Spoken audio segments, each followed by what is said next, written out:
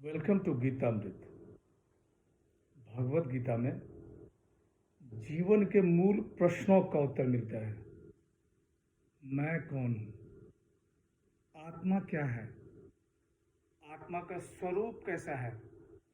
गीतामृत में इन्हीं विषयों का वर्णन सरल शब्दों में। Gita is science and researching Gita we get amrit. पिछले सेशन में हमने चर्चा की थी अध्याय 4 श्लोक 20 एवं 21।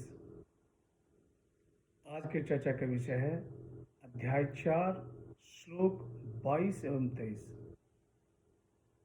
अध्याय 4 सांख्य योग, द योग ऑफ डिवाइन नॉलेज, दिव्य ज्ञान। श्लोक 22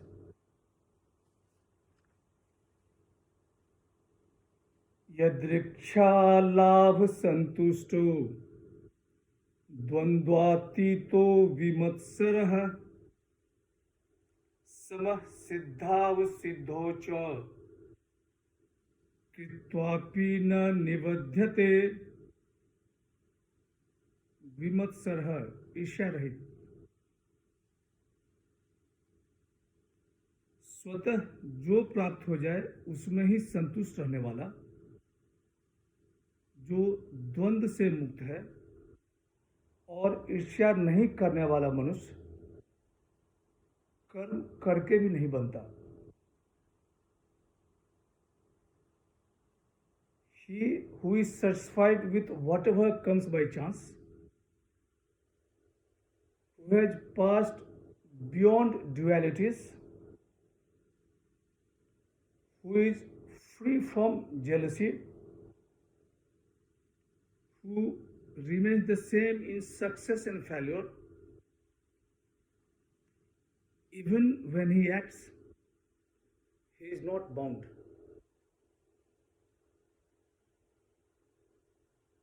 पिछले सेशन में बताया गया था कि आत्मा में स्थित मनुष्य कर्म के फल की आशा इन्हें नहीं होती। यहाँ कर्म के बंधन से कैसे छुटकारा मिले उसकी बात हो रही है। भगवान श्री कृष्ण कहते हैं कि हे पार्थ, स्वतः जो प्राप्त हो जाए उसमें ही संतुष्ट रहने वाला, जो द्वंद्व से मुक्त है और ईर्ष्या नहीं करने वाला मनुष्य कर्म करके भी नहीं बनता।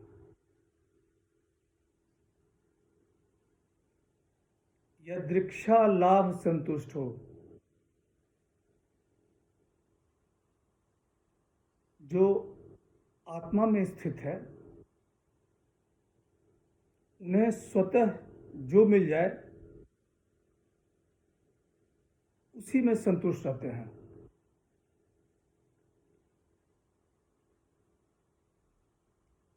बिना इच्छा के उन्हें सब कुछ मिल जाता है, सब कुछ सृष्टि में उपलब्ध उनका हो जाता है। जिस तरह समुद्र में नदियां स्वतः मिल जाती है, उसी तरह सृष्टि का सब कुछ उन्हें मिल जाता है। द्वंद्वातीतो, संसार की द्वैतता है, सुख दुख, लाभ हानि, ठंडा गरम, सफलता असफलता। आत्म मनुष्य इन सब में समभाव रखते हैं।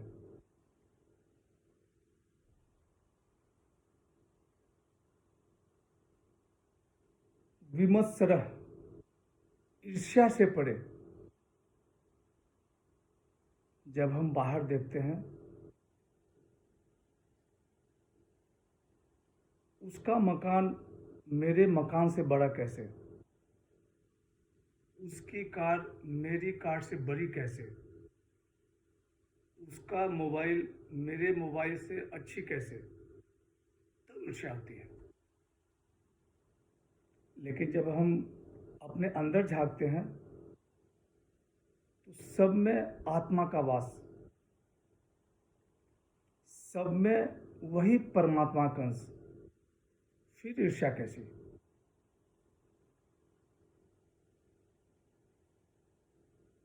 सम सिद्धाव सिद्धो क्ष, आत्मा में स्थित मनुष्य सफलता असफलता में समभाव रखते हैं।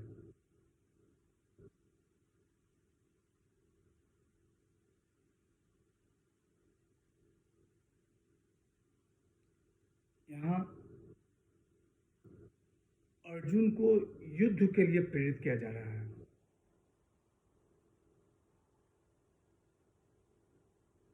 सुख दुख, लाभ हानि, सफलता असफलता, सब में समभाव। ऐसा सीजन्ड होकर योद्धा यदि युद्ध भूमि में आता है तो उसकी जीत निश्चित होती है। इंडियन आर्मी की भी सीजनिंग अच्छी होती है,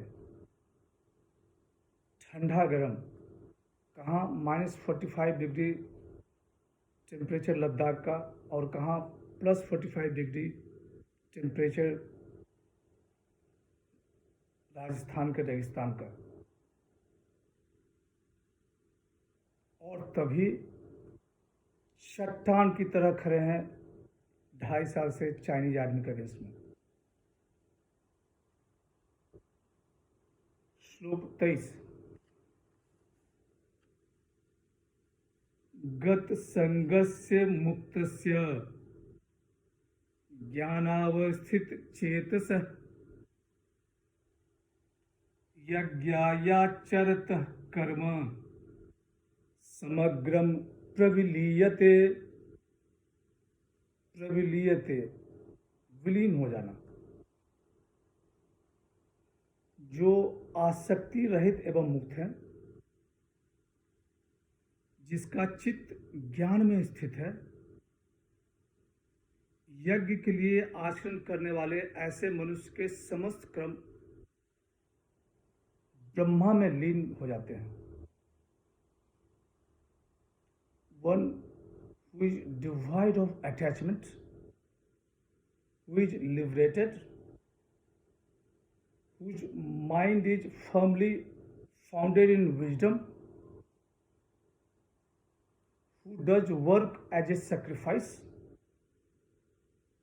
is dissolved entirely.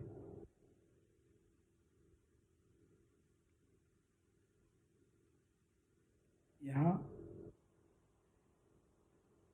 यज्ञ की महिमा के बारे में बताया जा रहा है। भगवान श्री कृष्ण कहते हैं कि हे पार्थ, जो आसक्ति रहित एवं मुक्त है, जिसका चित्त ज्ञान में स्थित है, यज्ञ के लिए आचरण करने वाले ऐसे मनुष्य के समस्त कर्म ब्रह्म में लीन हो जाते हैं।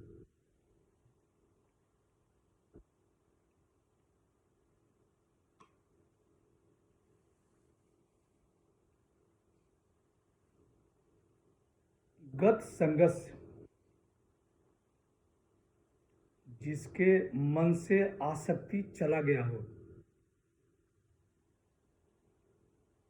जो मुक्त हो गया हो। Liberation only comes when there is no attachment. ज्ञानावस्थित चेतसः, जिसकी चेतना ज्ञान से निर्मल हो चुकी है। यज्ञायः चरतः, जो सारे कर्म यज्ञ के लिए करता है। गीता में यज्ञ क्या अर्थ है? परोपकार, जो हमेशा परोपकार में लगा रहता है, जो लोक कल्याण के लिए कार्य करता रहता है। जो दूसरे मनुष्य की चेतना जगाने के कार्य में लगा रहता है, जैसे श्री श्री रविशंकर जी।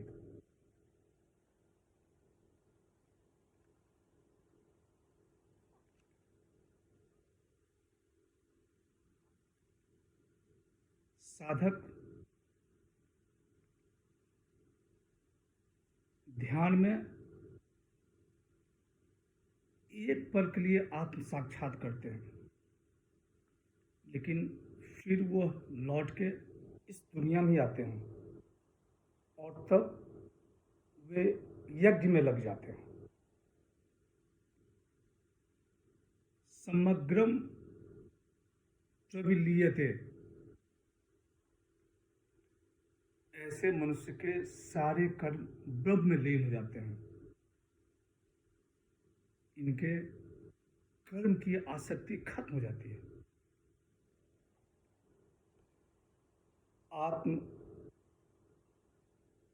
स्थित मनुष्य,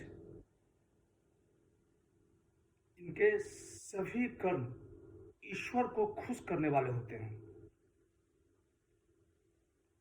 All actions are sacrificed to the God.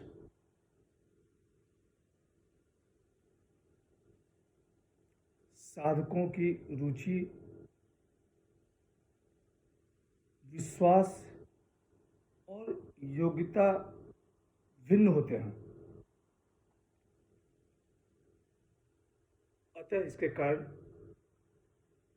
यज्ञ के साधन भी भिन्न भिन्न होते हैं। यह आगे बताया गया है। आज की चर्चा यहीं समाप्त करते हैं। हरे कृष्ण।